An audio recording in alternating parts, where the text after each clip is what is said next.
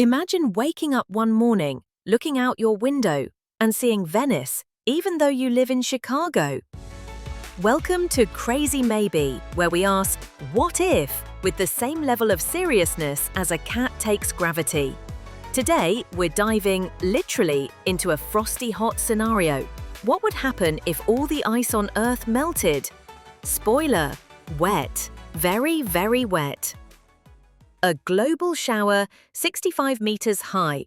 Let's start with the number that makes glaciers sweat.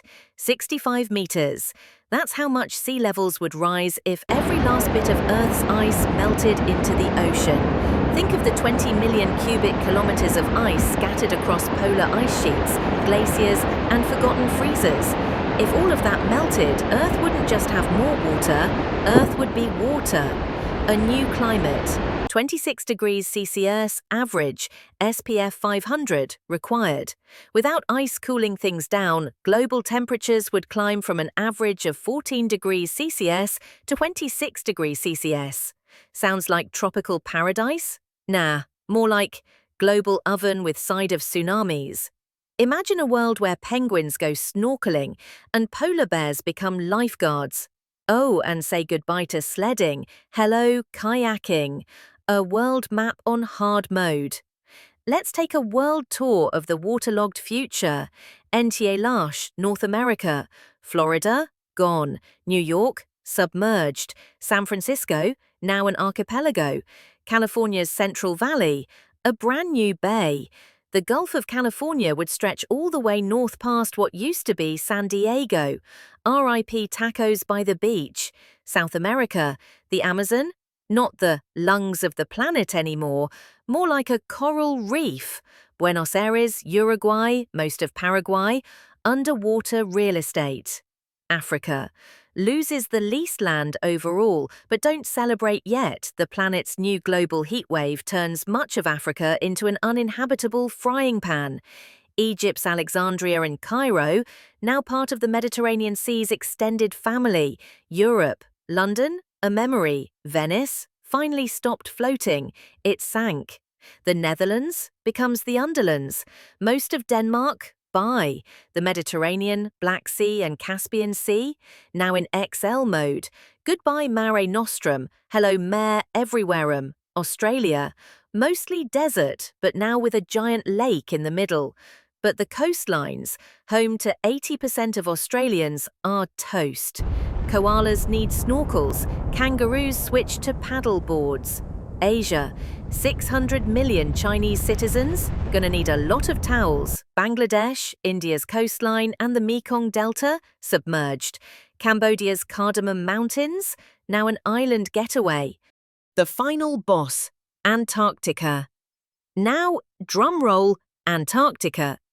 It holds 80% of all Earth's ice, basically the planet's walk-in freezer.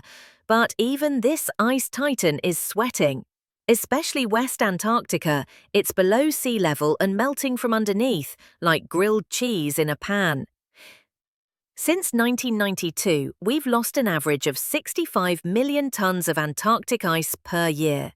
That's like melting an Everest of ice annually. And no one's making snow cones. So, are we doomed? Not yet, but if we keep burning carbon like it's campfire marshmallows, we might hit the fast forward button on this scenario. The future's not set in stone or in ice, but if it ends up as a flooded dystopia, let's hope Netflix has good waterproof content.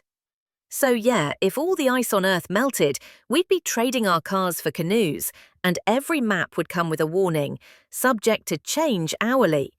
But hey, just in case, keep a life jacket, some SPF 200, and a subscription to Crazy Maybe handy. That way, even if the world sinks, you'll still have quality content to float to. Subscribe to the channel, like the video if this scenario melted your brain, and not just the glaciers, and drop a comment. Where would you move if your city became Atlantis 2.0? Catch you next time on Crazy Maybe. And now, bonus round, what happens to the world's most famous cities with a 65-meter sea level rise? Paris? Goodbye Eiffel Tower, hello Submarine Tower. New York? The skyline stays, but you'll need scuba gear to see it. Tokyo, sushi now served directly at sea. Dubai, the Burj Khalifa becomes the world's tallest lifebuoy. Rome, gladiators would have fought on dolphin back inside the new water Colosseum. Amsterdam, already full of canals, now officially hosting the next Olympic synchronized swimming.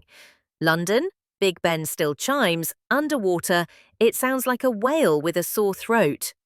With 65 extra meters of water, the world becomes one giant water park. No lines, no exits.